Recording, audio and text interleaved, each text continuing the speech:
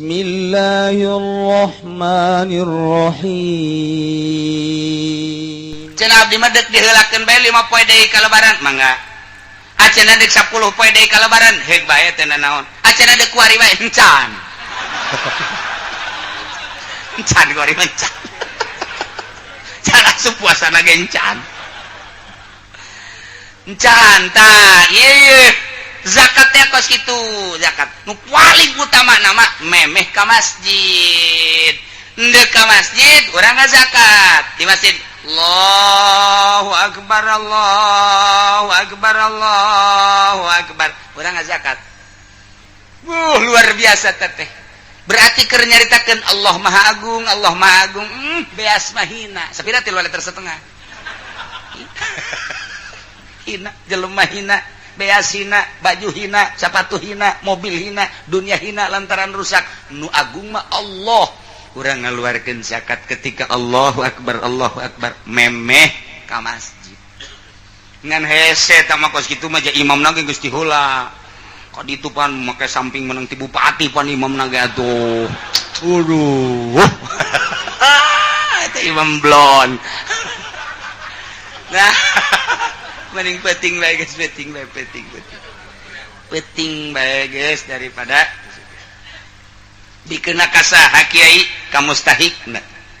Saha mustahik zakat teh kiai aya 8. Mustahik zakat teh anu dicaritakeun dina Al-Qur'anul Karim. Innamas shadaqatu lil fuqara fakir. Dikeun ka fakir miskin. Dikeun ka miskin. Cenah ieu mah zakat teh deuk sabilillah, teangan tukang perang. Oh, di urang mah perang lagi henteu. Anu perang melalui agama. Jelema nu dakwah melalui Al-Qur'anul Karim eta ge termasuk sabilillah cek Syekh Nawacek Imam Nawawi. Berarti kiai-kiai anu bener-bener teu boga gaji, bener-bener liilai kalimatillah, nang ngadegkeun, nang tungkeun, ngaluhurkeun agama Allah, eta ge geus termasuk sabilillah majasi. Teu naon. Kumaha cenah kuari mah endek ka pamarentah bae asal memenuhi syarat. Ai pamarentah teh asupna kana naon? Amil. Ai amil zakat teh anu kos kumaha? Anu memenuhi syarat. Sakumaha memenuhi syaratna? Hiji sain jelema tukang ngadataan, tukang 2 tukang nyokotan, nomor katilu tukang nulisan, nomor kaopat tukang ngabagikeun. Tah eta nu kitu ngaranna amil. Berarti kurang teh dibentuk kuari mah teu meunang cicing bae. Anu ngadata kudu aya, kemudian nu ngalaksanakeun nyokotan kudu aya, atawa nyana nampung ka dieu di mana henteu totog. Kemudian nu nulisan kudu aya, di samping eta nu bakal ngabagikeun ka mustahikna kudu aya. Eta kos kitu ngaranna bas badan amil zakat. Rekrut. Saged direkrut kembalikeun tah ngembalikeun eta mah teu kudu di poean lebaran. Diengkekeun teu masalah 2 poe 3 poe seminggu eueuh masalah nunggu mustahik lantaran lebaran paberencar aya reueuh nu penting ngalaksanakeun zakatna bae setelah seminggu kakarak dibagikeun eueuh masalah fakir miskin geus karumpul kuari mah tuh bagikeun kuari kumaha lamun di ka masjidkeun teu meunang kamu salat teu meunang cenah ieu mah da ku bupati we leg-leg. Iman nas Al-Quran geus urang daripada cangcaya mun ka pemerintah insirofna teu pernah kadenge ka fakir miskin mere mah mere bae urang supaya sampurna eta mah fitnah bae fitnah teu pernah bae aya pengondisian duit zakat dibagikeun ka fakir miskin teu pernah dibelikeunana ka BHS dibelikeunana ka Atlas dibikeun ka kiai anu ngadukung nyana lain ungut-ungutan saya kabagian teu aya henteu laporan ka ditu abe asup golongan Golkar.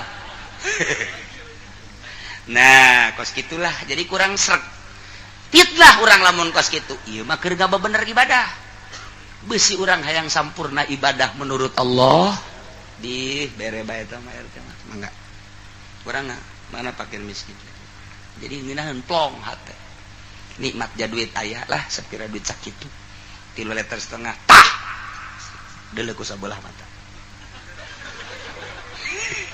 aing mah pokona neuk ngazakat neuk nu asli pokona ieu mah ibadah ieu mah kos kitu cenah kieu teu boga ngan boga sakikituna bae yakin henteu bakal insyrofkeuna lah cenah yakin teh yakin sabodongan kurang sampurna gak masalah gula mah ngan nuduhkeun doang mun hayang sampurna langsung baik sebab kadangena pemerintah ngucurkeun ngabagikeun ieu zakat teh ka fakir miskin dibangunkeun doang dibangunkeun eueuh teh dituna eueuh we cenah aya eta mah ki uci mah cenah kurang maca kitab dibacaan ku aing aya ge aya tafsir Murir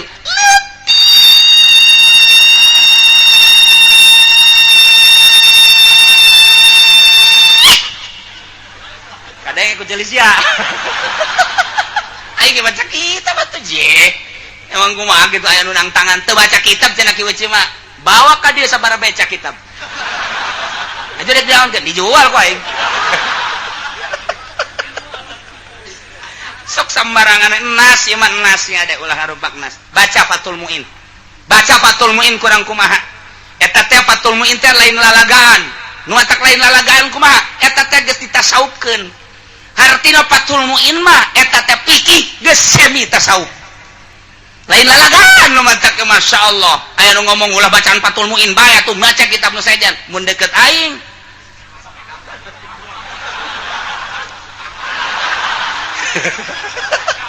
sia sembarangan ka Fathul Muin kene-kene sia jadi modern teu bisa aing mah moal kaluar ti Takrib, Riyad, Sapinah, Fathul Muin, Iqnatuh moal kaluar ti dinya. Geus, cenah tah tuh kudu teu baca kitab cenah meureun ki uci mah teu meunang aya nu ngamenangkeun.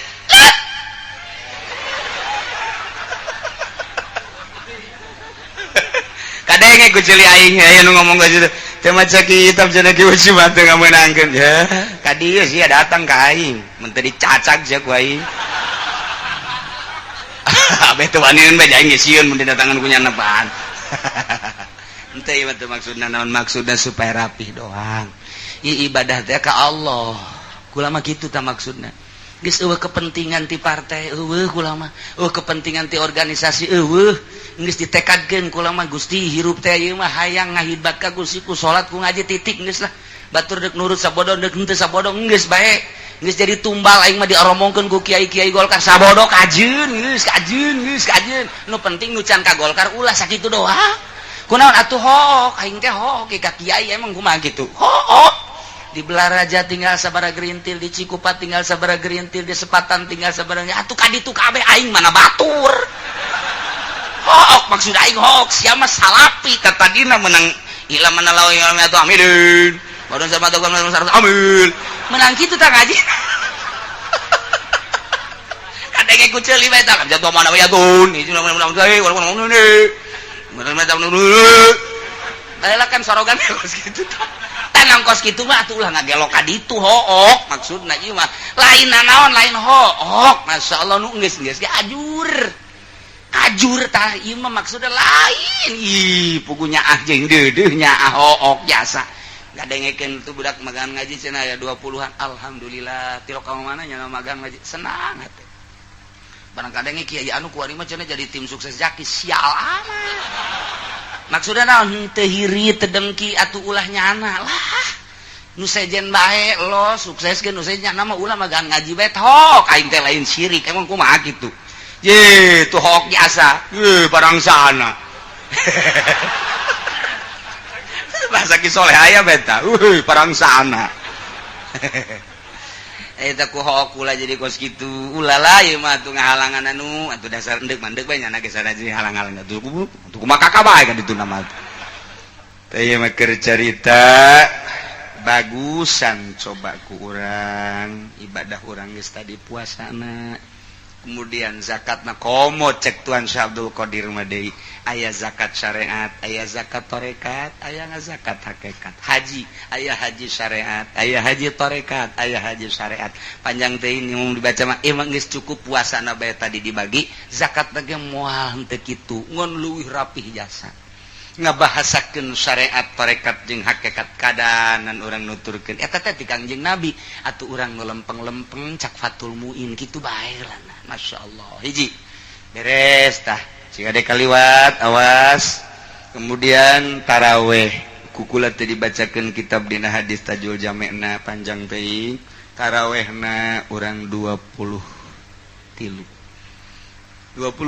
mimiti Kangjeng Nabi taraweh curung loba jelema taraweh deui Kangjeng Nabi brung ka 3 peuting Kangjeng Nabi di imah wakila ka 4 peuting jelema burung-burungan loba aduh cek Kangjeng Nabi rempan besi di pardukeun tah ti dinya Kangjeng Nabi mah taraweh nyalira di bumi ku Sidi Abu Bakar didatangan Tuhan kunaon ieu teu ieu di kitab ieu mah dongengna doang ieu beusi engke panasaran bawa ieu kitabna ieu bawangan mayar aing duduiteun amat cek kiai emang kuari mah kitu kuduna lah tah jadi caritana Sidi Abu Bakar datang ka dinya Tuhan kok ieu rempan cek Kangjeng Nabi beusi dipardukeun bangsa urang mah kuat engke ka dituna teu kuat engke tahun 2012 mah ieu urang Cikupat teu karuat teu. Urang Cisoka mah komo. Urang Sepatan paling nu kuat teh urang Cilongok doang. Eta kos kitu. Ya mentak ituan itu sabaraha 20 sarua bae 23 jeung witirna. Mantak pupus Kangjeng dilangsungkeun ku Sayyidina Abu Bakar Siddiq menjadi 23. Sayyidina Abu Bakar Siddiq bae Sidina Umar, Sidina Utsman, Sidina Ali 23 deuleu dina kitab hadisna. Cenah Kangjeng Nabi mah 11. Kangjeng Nabi 11 teh witir. Kula mah teu pernah polos di Ramadan jeung di lain Ramadan, salat teh 11 rakaat. Eta mah di Ramadan jeung di luar Ramadan 11 witir. Ari ieu mah tah man soma imanan wah isaban jeung aya koma taraweh maknana 23 diteruskeun moal Sayyidina Abu Bakar 23 atuh sadegan urang teh kapan alaikum bil khulafair rasyidin tuturkeun khulafair rasyidin atawa 2 bil ladaini Umar jeung Abu Bakar jeung Umar nu ngamimitian 23 Sayyidina Abu Bakar dilanjut ku Sayyidina Umar urang titah nuturkeun eta titah nuturkeun nu 2 titah nuturkeun nu 4 buasa Muhammadiyah teh pemahamanana anu kurang geus kuari mah geus moal dicaritakeun pemahaman anu kurang mangga bae Muhammadiyah urang mah urang boga kitab nu utuh asli jasa silsilahna nyambung datang ka Imam Bukhari ti Imam Bukhari datang ka Kangjeng Nabi urang Kangjeng Nabi Muhammad sallallahu alaihi wasallam yakinkeun 23 ulah cangcaya wae nu ribut 23 ai moal lah bongan ribut bae jadi ulah ya nyalah geus alhamdulillah puasa syariat entos tarekat entos hakikat entos penentuan menurut hisab alhamdulillah entos ulang ngajak moal silahkeun nu endek bilu urang babarengan poe Jumat keur henteu na bae tungguan ti pemerintah mangga aya yakin mah ka pemerintah contoh isbat modal tahun kamari lu disengserikeun ku unggal negara mangga bae andai kata endek bae silahkan bae ulah jadi huru hara aya masjid dipersilahkeun tah cenah tah atuh tah endek ti heula mah ke kami panderi kunaon haju dikunci kos masjid bapa moyangna bae loba kajadian kos itu pan tungtung nama akibatna lantaran nyana ngunci akhirna salat ti heula jeung masyarakat nyana teu kabagian beres datang ka kuari teu kapercaya ku masyarakat nang saha eta kos kitu wallahu a'lam rahasia Allah mangga nyanggakeun ka Gusti Allah geus beres zakatna geus beres urang tarawehna cara urang menangkeun Lailatul Qadarna ulah dipake ka hayang urang menikmati be anugerah urang ibadah eta engke mulai muka tentang kitu Lailatul Qadar bandingkeun maham ilmu jeung salat sunah masih luhuran keneh maham ilmu orang datang ti jauh aya lengkahna aya ngaluarkeun ongkos aya meuli uduk semacam di jerona teh pohara jasa juk diuk nundutah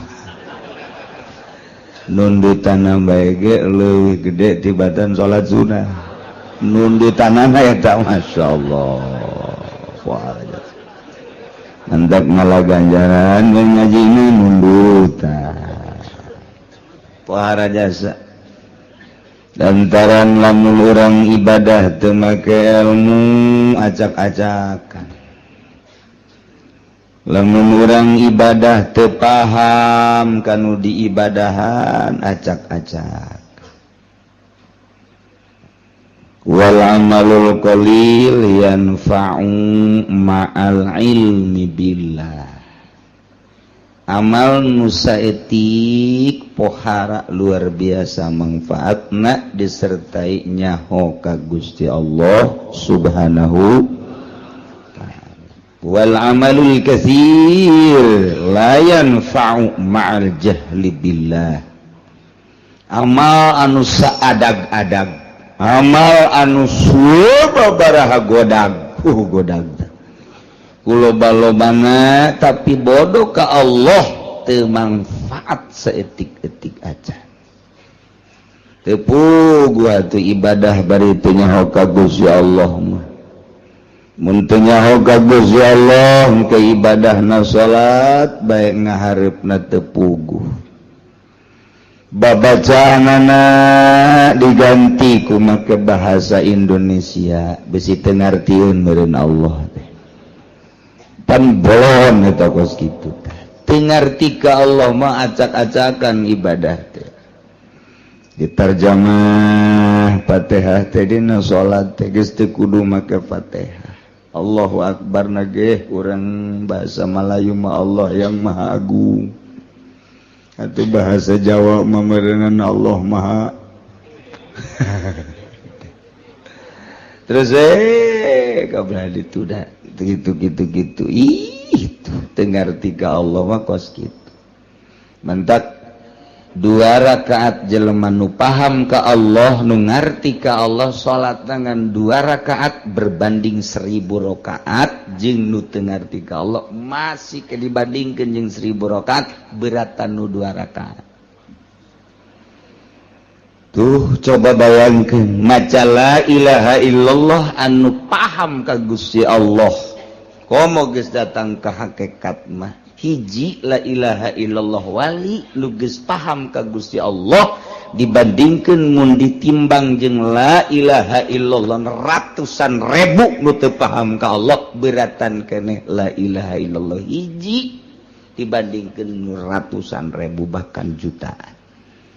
Mendak la ilaha illallah urang mah teu bisa diajak perang. La ilaha illallah teh lamun aya cau Ambon we muludan amplopna gede. La ilaha illallah na ge embat.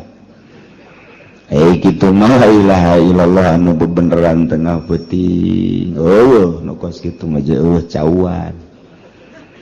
Ta eta la ilaha illallah teh bisa ngabanding urang tek ngadoakeun hiji jelema maka la ilaha illallah hiji nu paham ka Allah jeung nu berjamaah ratusan ribu jelema hebatan nu hiji lantaran hiji ieu mah ngarti ka Gusti Allah ta ieu urang ngaji teh hayang ngarti ka Gusti Allah subhanahu wa ta'ala dibandingkeun jeung salat sunah ieu gedean keneh ngaji malah aya nu can salat subuh ngaji bae lah pokoknya lah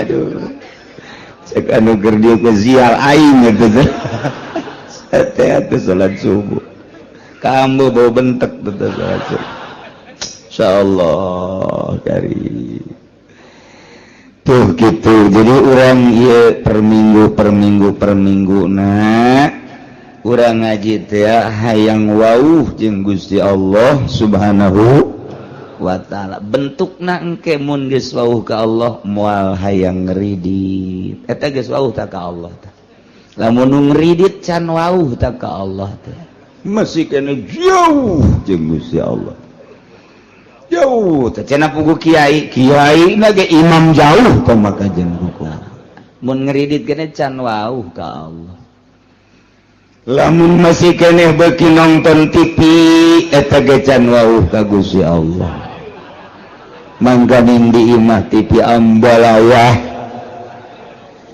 ta eta can wauh ka Allah mun geus wauh ka Allah mah teu hayangeun nonton TV teh kecuali nu manfaatna berita-berita informasi anu memang kitu penting baik politik maupun ekonomi nah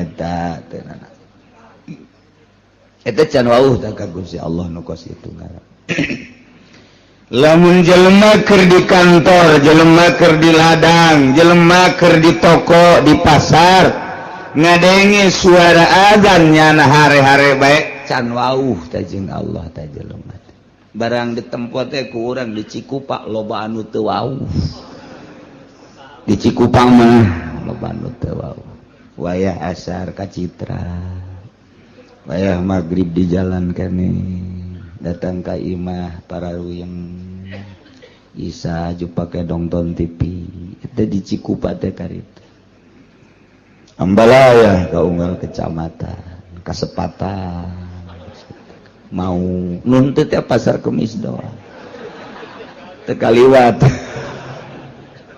ya Allah ya Rabbi teh warau jadi nempo akhlak manusia jeung nempo jelema wauh jeung henteu ka Gusti Allah di deuleu afalna di deuleu pagaweana tuh nu mantap ge urang ieu ngaji hayang wauh ka Gusti Allah subhanahu nu mantap hayang wauh lantaran nu boga neraka jeung nu boga surga Allah mun geus wauh ka Allah mah begitu urang dek di ka nerakakeun atuh bebeja we Gusti panabdi geus wauh ka Gusti keur di dunia nonton TV tilok sekali-kali doang jabal Gusti paling ge abdi mah malam Minggu bae pagi-pagi malam Senin bae pagi di malam Salasa malam Rabu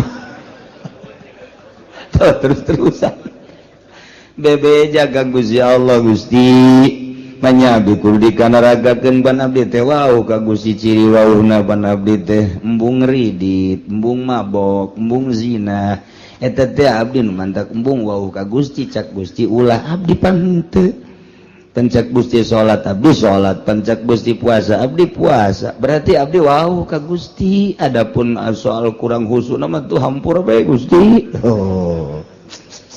kitu tah oh cek Gusti jahe coba padahal banget sih adalah barang di dalam teh oh bener ada herang saya tiga banget malaikat amankeun teh mah wauh ka aing wauh emang cek malaikat ya setengah wauh lah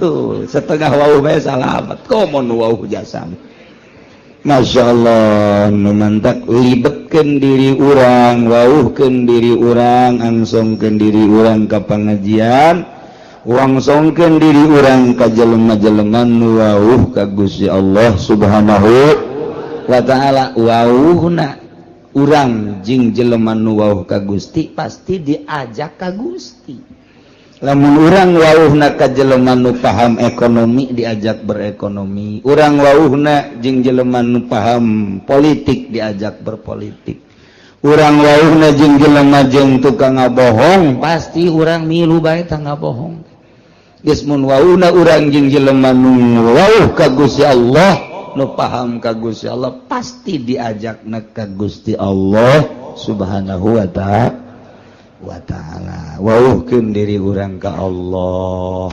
babari wauh ka Allah dia cek Kanjeng Nabi ti Gusti keneh man arafa nafsah arafa rabbah sajelema anu nyaho ka dirina bakal nyaho ka pangeran nyaho ka diri urang nyaho ka pangeran saha diri urang teh makhluk berarti nyaho pangeran teh khaliq saha diri urang mah butuh dahar berarti khaliq mah teu butuh dahar sebab Allah mah mukhalafah lil hawadis nyaho ka diri urang bakal nyaho ka Gusti Allah carana bertauhid coba gerak tibimiti wujud kidam bako mukhalafatus kabelah dituna terus orang bersyariat bertauhid berangkat timimiti aqwal datang ke ahwal urang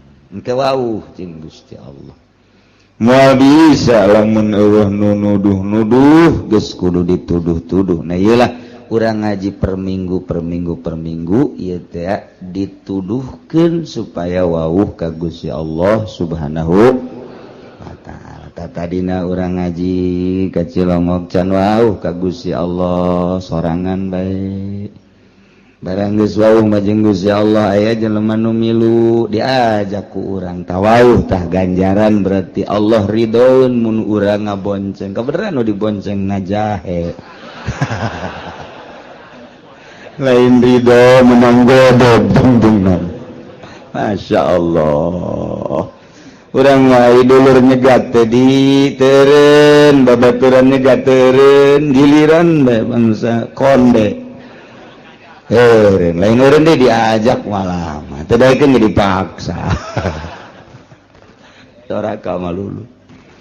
Ya Allah ya Rabbi wawukeun diri urang ka Allah abeh manteng ibadah ka Gusti Allah mun geus manteng nikmat geura salat teh moal karasa sedekah ge moal aya hook lantaran sedekah teh nu dideuluna makna daripada sedekah.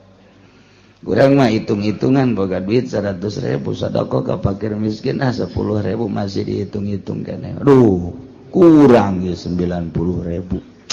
Jadi kurang 10.000 hese neanganana mangkaning eta. Kurang mah pabelit jeung kos kitu bae tapi lamun tek mah ningali ganjaranana 10.000 dititipkeun berarti pake meuli sorga. Naon hartina duit 10.000 lamun dibandingkeun jeung sorga Allah. Tah lamun nu kadeulina sorga nu kadeulina bidadari tuh digerokeun deui pake mesin kadieu sia kuna ye kabeh ye urang mah lain kadieu sia kuna 5.000 bae dicokot deui kembalian tah apa sodako make kembali tuh kira-kira tuh ya can paham eta keur carita sodako boro-boro ka batur urang mah ka pamajikan ge pelit jasa ka majikan bae nu sagulung sagalang pelit keneh bae pelit jasa ka majikan teh bebeja ka balanja malu nu kamari panaya kombalina kamari iraha kamari sia nyokot sabaraha 100.000 meureun paling ge dibalanjakeun 20.000 teh kombalina ka mana beuka geus sabaraha poe eta sabaraha poe tungtungna mah gara-gara balanja hakeuk. Kadenge kata tangga. Masya Allah. Kudu oke ka balanja tah. Balanja dia tah. Balanja dia Kak. Beul lain ye. Masya Allah. Taya urang belajar nu dideuleuna ulah terlalu duniawi tapi nu dideuleuna ukhrawi. Bakal harampang kabeh nikmat belajar kos gitu teh kudu belajar kudu belajar lah mun teu belajar mah tumal bisa naon kudu belajar ke geus belajar bisa geus bisa jadi ahli geus ahli mah nikmat ahli sedekah ahli ngaji ahli salat ahli mun geus datang ka ahli mah nikmat naon moal datang ka ahli mun teu belajar heula geus belajar heula urang boga duit beureut ya 10.000, 1.000, belajar. Boga di seperti itu kali 20.000, 2.000, sia. Boga di 100.000 ya, belajar 1.000 kali, teu naik. Belajar teu naik. Yes, berarti lamun kelas teh mah kelas 1 bae. Teu naik takos kitu teh eta, masyaallah. Urang teh hayang naik derajat urang munggu Allah Subhanahu wa taala faktor mana sektor mana urang nu bisa ye urang mah kebenaran bogana tanaga pake naikeun derajat ka Gusti Allah urang mah ku Gusti Allah diberena teh dunia pake naikeun derajat ka Gusti Allah urang mah diberena ilmu ku Gusti Allah ilmu pake naikeun derajat ka Gusti Allah Allah mere fasilitas ka urang teh titah digunakeun buat naikkeun derajat urang henteu kudu jadi kiai bae henteu kudu jadi pengusaha bae naon fasilitas nu aya di diri urang akur bae akur bae pakai naikkeun darajat urang dibere dunia coba dunia pakai naikkeun darajat henteu urang dibere tanaga coba tanaga pakai naikkeun darajat henteu ka aing cak Allah ye pakai tatarekelan teh dibere ilmu dibere wawasan dibere ilmu politik dibere ilmu ekonomi dibere ilmu agama dibere ilmu budaya lain sebagainya pakai naikkeun darajat apa henteu ieu fasilitas ti Gusti Allah tinggal urang apa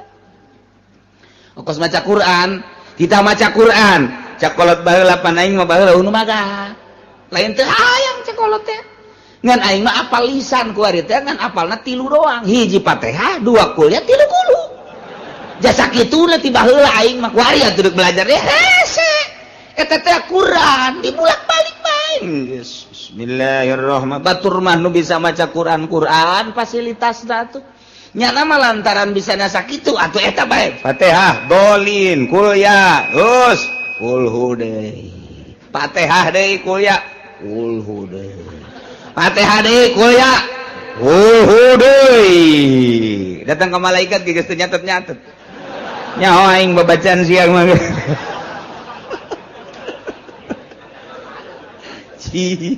atuh kos kitu bae eta ulah jadi ulah risi ku sebab teu bisa maca Quran aja lep teu baca eta Quran eta geus bae kulhu bae geus kulhu bae dieu kulhu kaluar kulhu di jero kulhu peuting kulhu barang kulhu bae emang bisana eta doang eta teh Quran jadi atakah pan urang mun maca kulhu 100.000 haram ka neraka Masya Allah 100.000 baca bae kulhu bismillahirrahmanirrahim 70.000 cek sakaol mah dia sih 100.000 kan kurang maca kulhu coba eta aya keneh waktu jang aki-aki mah jeung mini-mini lah aing mah mendingan diharamkeun bae ka surga ka neraka maca kulhu bae pas beres 100.000 pae nya geus bae boga atakah nah di akhirat begitu dipertimbangkeun deuk ka neraka Gusti abdi ngadenge pan di pangajian saha nu maca kulhu 100.000 pe cenah cak kiai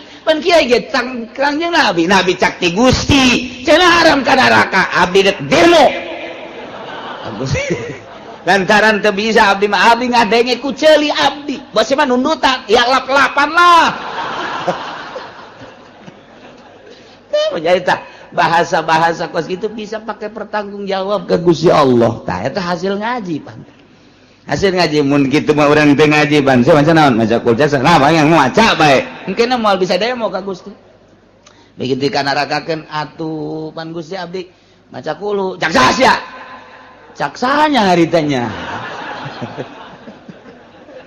tuh tanggung jawab aya kitu mah cak saha ngaji dieu asa ngajina cilongok tangkeun kiaina bener pernah ngutakeun bener cak saha bukan urang teh pan qala Nabi sallallahu alaihi wasallam man qala al-ikhlas mi'ata marrah mi'ata alfi marrah bejakeun ataqallahu pada eta cak kanjeng Nabi tapi dipanggil bener pencak Gusti wah bener ieu mah tuh geus ka surga kan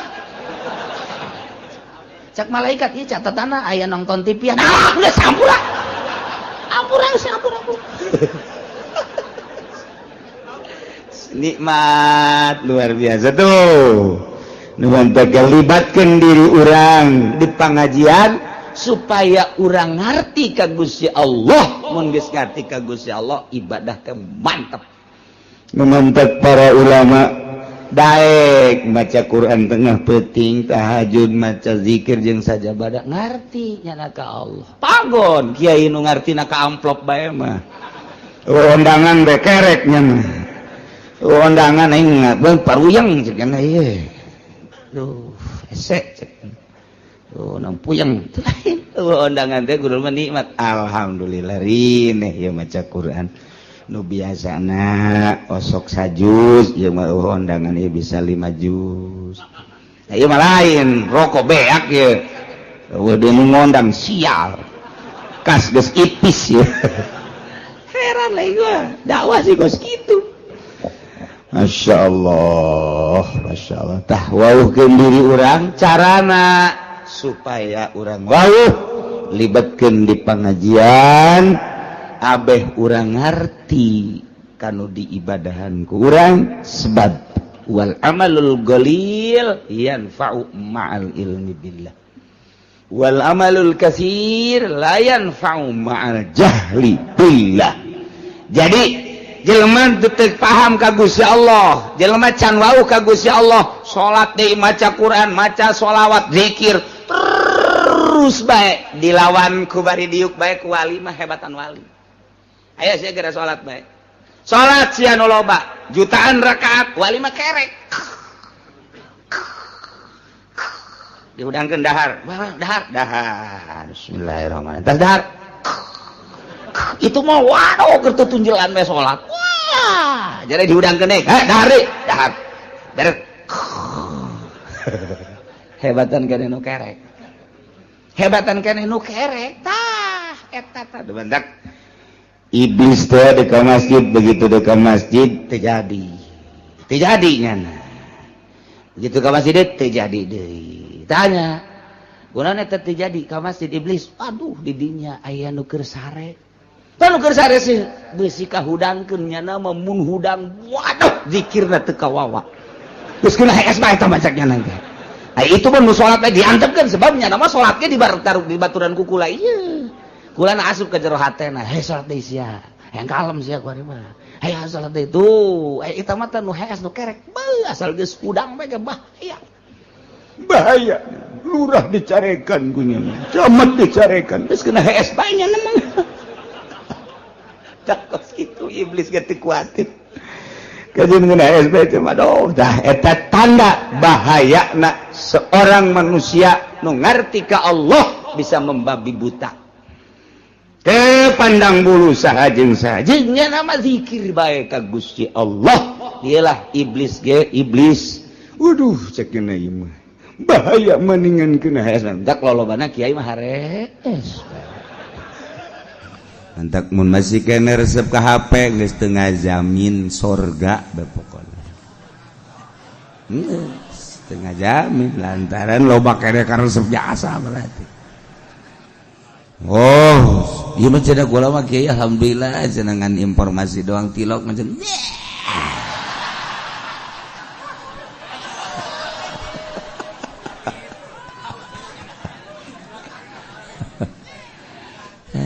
Tawa pagar gembela diri. Cek jero malaikat teu nuleukeun. Masya Allah karim.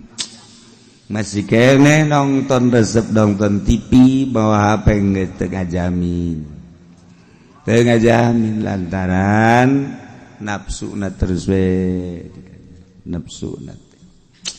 Ayo sekadar informasi sih tidak naon urang kayak nyaho dulu urang di mana terus hubungan dagang masalah tahu penting politik tapi kan eta di jerona.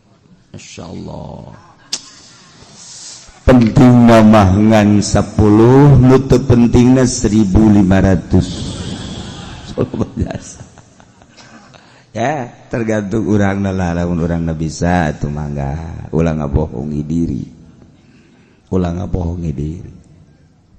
ayo bisa bawa salah jadi 80 wari keputusan itu pikir ia adalah penambahan ti Sidina Umar lantaran cek Sidina Umar teu bisa ditakzim zaman Kangjeng masih 40 jaladan Nabi sallallahu alaihi wasallam 40 Sidina Abu Bakar masih 40 wa jalada Abu Bakar 40 tapi ketika Sidina Umar wa Umarus samani 80. Oh, Masya Allah. Sidina Umar lain lalagaan, jawara teh lain lalagaan, jawaraan lain. Sebab Sidina Umar mah kapan cek Kangjeng Nabi seserihan Kangjeng senyum. Naon tuan senyum? Setan sieun ka maneh. Ambo. Eta teh kira-kira. Cenah Tuhan mah lamun maneh jalan dieu kebenaran aya setan ngilim. Sidina Umar ge senyum bae, Tuhan besok mah ya, usieun-sieun setan. Atuh kapan si eta mah ditutur-tutur. Dek mana ya? Dijaga di dia. Dijaga. Mana di purantengan. Hayo. Anak incu milu kabeh di pundak. Sidina Umar datang ke sorban tinggalin di tangkal kurma setan tuan ini begitu dekat dia lebat kan itu ditanya aku babaturan setan ya sorban Sidina Umar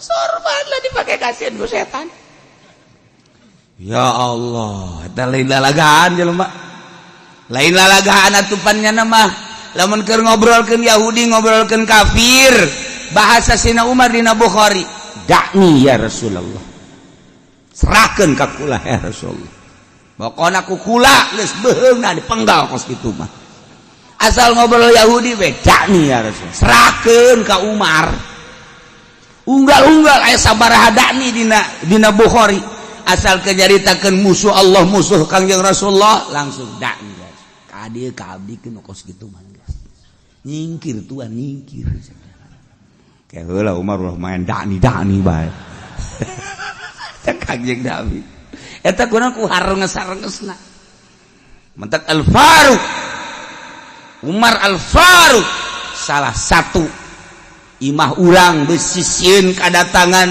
ku teluh pan teluh teh setan di bawah setan bisi kadatieun kadatangan ku juri deundeun diunggal lawang Umar Al-Faruq setan aya merek eta sieun aing umpat setan ngumpat misalnya di Imah Haji Pendi tah aya ieu teh merekan Umar Al-Faruq moal wani begitu Haji Pendi kaluar nah aing sieun ge ka itu ka sia mah di ulah keluar kuduna tetap diintip setan mah kan hebat aing sieun ge ka itu cekeun tapi keluar awas ya ku aing geus diancam bae ku cenah kaistimewaan Sayyidina Umar emang naon ketika Kangjeng Nabi nyaritakeun tentang alam kubur si Kangjeng ke urang maot setelah maot urang dikubur ngaranna alam barzah didinya bakal aya dua malaikat munkar nakir bakal nanya poremna keberadaan sangat sieun menakutkan Sayyidina Umar ngacung naon Umar pikiran urang pikiran ieu lain cak Sayyidina Umar ka Kangjeng iya pikiran ieu lamun pikiran ieu kukula dek dilawan ta malaikat mana mah macem-macem bae lamun masih kana pikiran dan anu ieu tetep kula mah dilawan bae beres ngaleos Kangjeng Nabi diuneg-uneg Sidina Ali coba yang nyamun maut bener teu ngalawan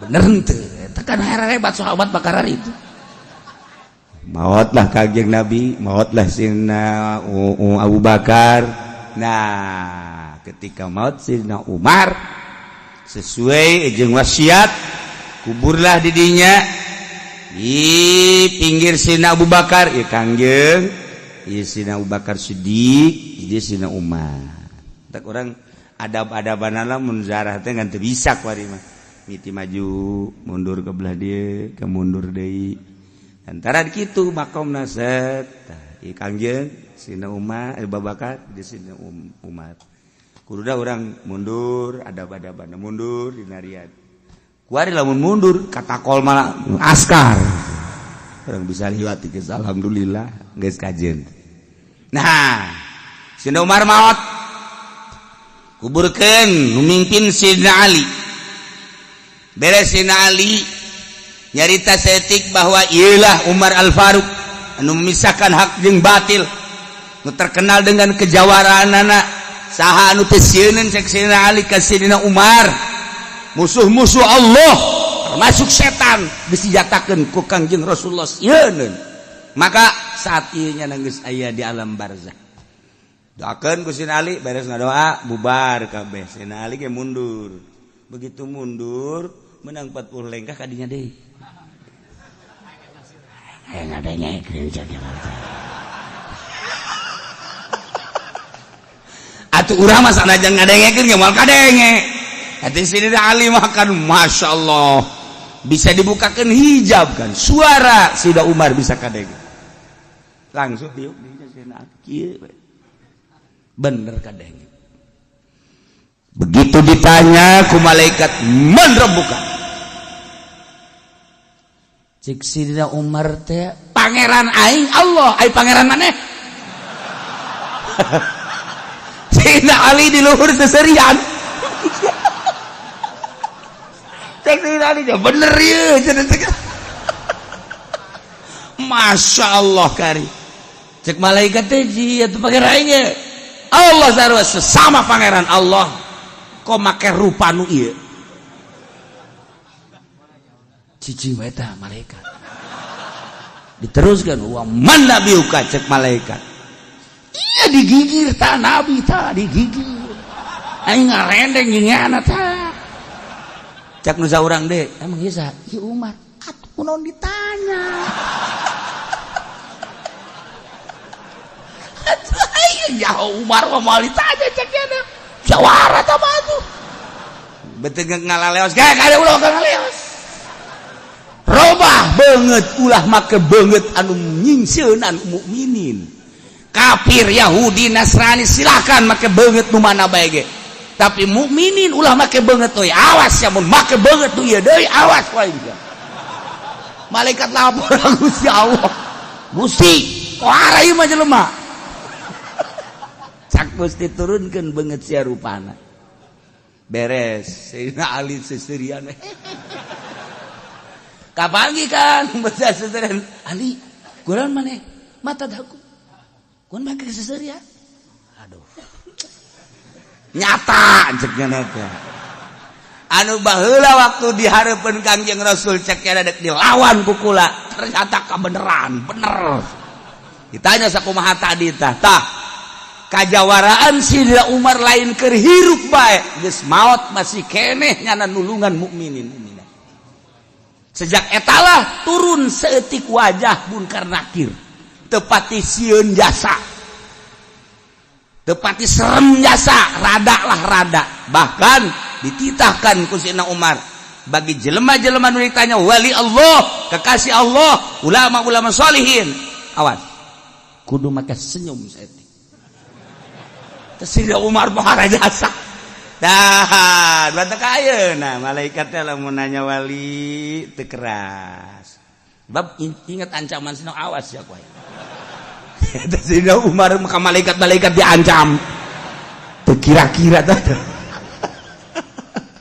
nah iyalah urang cinta ka Kangjeng Nabi cinta ka Sayyidina Abu Bakar Siddiq cinta ka Sayyidina Umar cinta ka Sayyidina Utsman cinta ka Sayyidina Ali lantaran eta khulafaur rasyidin nu opat lain sambarangan jelema dua anu jawara hiji Sayyidina Umar dua Sayyidina Ali piawai Sayyidina Utsman ahli zuhud kemudian kitu Sayyidina Abu Bakar Siddiq hartawan anu mengorbankan hartana di samping piawai mun maca Quran ceurik hartana neuk sabaraha bae ge jang syiar agama Allah sebabnya na pedagang dikersakeun ku Gusti Allah naon bae nu geus aya di leungeunnya na laku bae urang mah pan ngemblok pedagang ya ngitung deui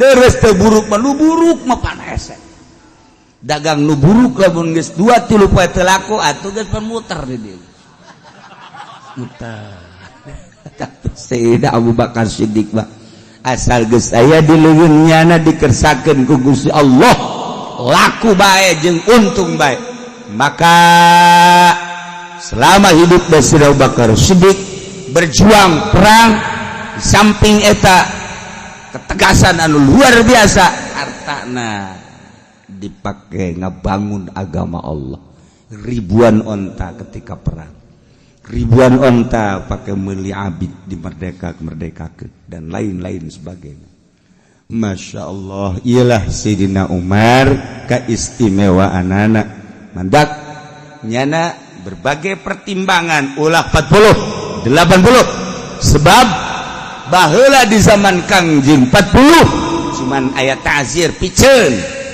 hese keneh balik di zaman urang cek sedang Umar komo ka hareupna dipicen ke mana jelema kuat tambah